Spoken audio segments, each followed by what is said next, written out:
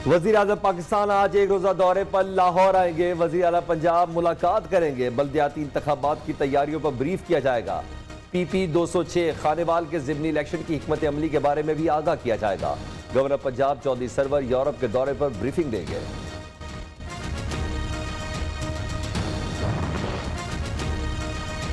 वज़ीर आज़म इमरान खान ने वफाकी काबीना का इजलास 14 दिसंबर को तलब कर लिया। सियासी मुआशी सूरत हाल का जायजा लिया जाएगा। पुराने करेंसी नोटों की तब्दीली के लिए मुद्दत बढ़ाने का फैसला होगा।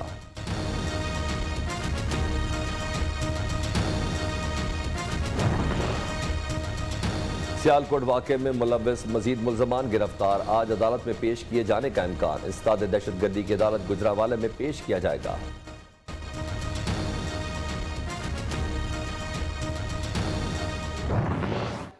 जो तीनों सियासी जमातें हैं, ऑडिट अकाउंट है इलेक्शन कमीशन के पास, उनको इकट्ठा अवाम के सामने रखा जाए। पूछा कि ये जमा करवाने वाले फरिश्ते का आप नाम भी हमें बता दें, तो पता चलता है कि वो दुनिया से जा चुका है।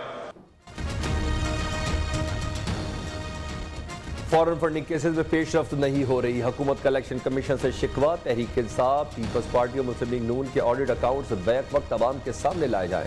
पीपल्स पार्टी और नून लीग बताएंगे पैसा कहां से आया। वज़ीर इत्तलात फवाद चौधरी की प्रेस कॉन्फ्रेंस। वज़ीर मुमलिकत फरख हबीब कहते हैं कि PP और नून लीग की स्क्रूटनी मुकम्मल की जाए। अगर इनसे पूछे कि अकाउंट्स में करोड़ों रुपए कहां से आए तो कहते हैं डोनर ही मर गया।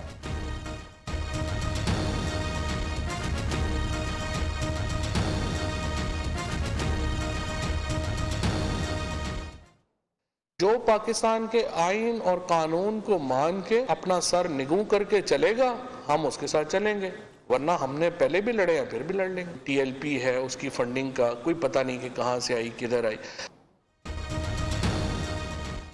Election commission TLP, Jamaat Islami और JUI से उनकी फंडिंग का पूछे। तहरीक लब्बैक की फंडिंग का पता नहीं। जो आइन के सामने सरनगू हो जाए उसके साथ चलेंगे।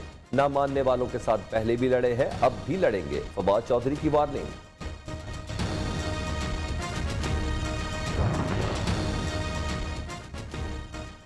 नैब न्याजी गठजोड़ नाकाम हुआ तो अब FIA को इस्तेमाल किया जा रहा है। बशीर मेमन पर शरीफ खानदान को गिरफ्तार करने के लिए दबाव डाला गया। मरियम औरंगजेब का इल्जाम। तर्जुमान मुस्लिम लीग ने कहा कि हुकूमत के अपने केसेस में कोई एहतसाब नहीं हो रहा। हुक्मरान बताया चीनी आटा अद्वियात महंगी क्यों हो रही है। मरियम औरंगजेब प्रोपेगेंडे की बजाय आकाओं की करप्शन का हिसाब दे। शहबाज गिल का रद्द अमल। मुआविन खसूसी ने कहा कि मुल्क की सियासत में शरीफ खानदान और उनके दरबारियों की कोई जगह नहीं। अवाम को तहरीक इंसाफ हुकूमत पर मुकम्मल एतमाद है। गवादर को हक दो। 4 हफ्तों से मकामी आबादी सरापा एहतजाज। आखिर हुकूमत को ख्याल आ गया। वज़ीर आज़म ने माहीगिरों के मुतालबात को जायज़ करार दे दिया। गैर कानूनी माहीगिरों के खिलाफ सख्त कार्रवाई का ऐलान। गवादर के मसाइल पेचीदा है लेकिन हल कर लेंगे। वज़ीर इत्तलात फवाद चौधरी की यकीन दहानी। गवादर को हक दो तहरीक के कायद मौलाना हदायतुर रहमान का खैर मकदम। किसी को कानून हाथ में लेने की इजाजत नहीं। बलूचिस्तान हुकूमत ने भी वाज़ेह कर दिया।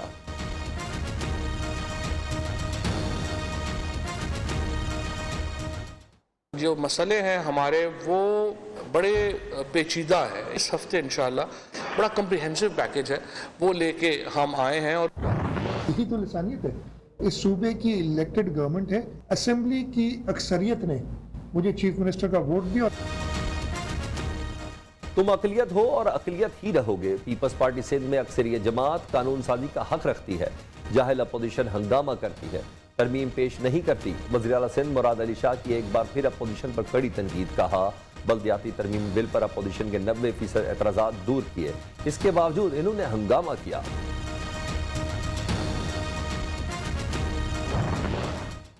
आजमाबाद में तो आपने मुराद अली शाह साहब पैंट पहननी सीखी है। मुझे याद है जब वडेरा कराची शहर आना शुरू हुआ।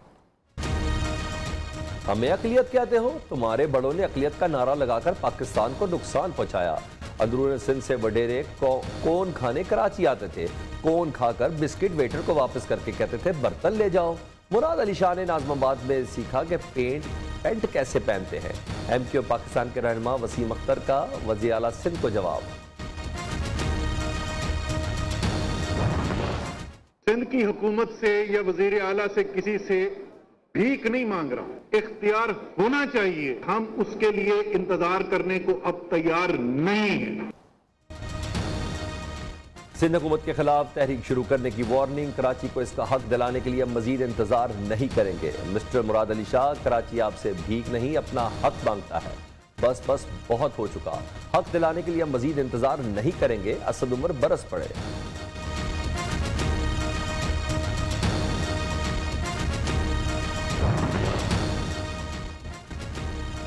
सिंध के नए बल्दियाती निज़ाम के खिलाफ कराची में तहरीक इंसाफ की ऑल स्टेक होल्डर्स कॉन्फ्रेंस की वफाकी हुकूमत से कराची का इख्तियार हासिल करने की अपील। जमात इस्लामी और PSP ने कॉन्फ्रेंस में शिरकत नहीं की।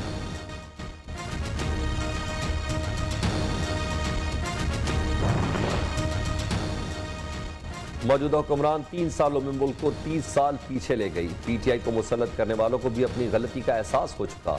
अमीर जमात इस्लामी सिराजुल हक का पेशावर में जलसे से खिताब, कहते हैं ये बनी गाला का एक थाना ठीक नहीं कर सकते, हुकूमत तो दूर की बात है। करप्शन फ्री पाकिस्तान के लिए करप्शन फ्री क़यादत जरूरी है, जो सिर्फ जमात इस्लामी के पास है।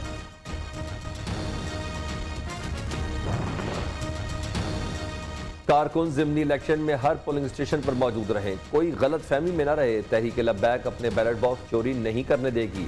जिला खानेवाल तहरीक लब्बैक का मरकज है। अल्लामा साद रिजवी का जलसे से खिताब।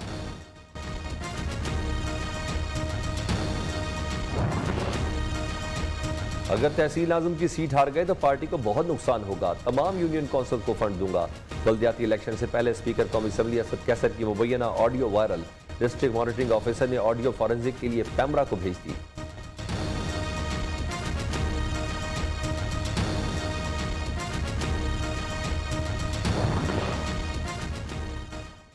शरीफ खानदार और उनके हवारी मुल्क की सियासत का सबसे बड़ा माफिया है। तर्जुमान पंजाब हुकूमत हसन खाबर के शरीफ खानदान पर लफ्ज़ी वार, कहते हैं सियासी माफिया के सरगना नवाज शरीफ और शहबाज शरीफ हैं। करप्ट माफिया के दिन गिने जा चुके, पाकिस्तान की सियासत में इनका कोई किरदार नहीं। पंजाब में फजाई आलूदगी बरकरार, दुनिया के आलूदा तरीन शहरों में सर फहरिस्त। वियतनाम का दारुल हुकूमत हनोई दूसरे, नई दिल्ली तीसरे नंबर पर। पाकिस्तान के आलूदा तरीन शहरों में फैसलाबाद सबसे ऊपर।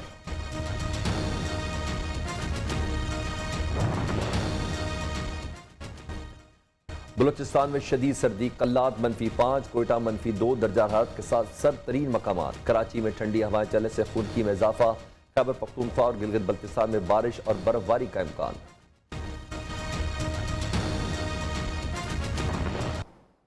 अक्सर यंगस्टर आते हैं तो मैं कहता हूँ कि एक्टिंग काम है ऑब्जर्वेशन का। हमने ऑब्जर्वेशन से सीखा है। आप लोग अब अगर सारा दिन मोबाइल को लेकर हाथ में बैठे रहेंगे और फॉलोअर्स ही गिनते रहेंगे तो आपने ऑब्जर्वेशन क्या करनी है? आपने क्या जिंदगी में सीखना है?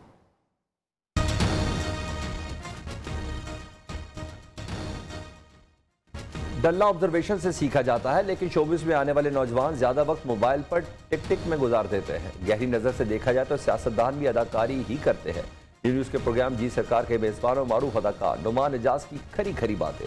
प्रोग्राम लाइव नसरुल्लाह मलिक में खसूसी गुफ्तगू।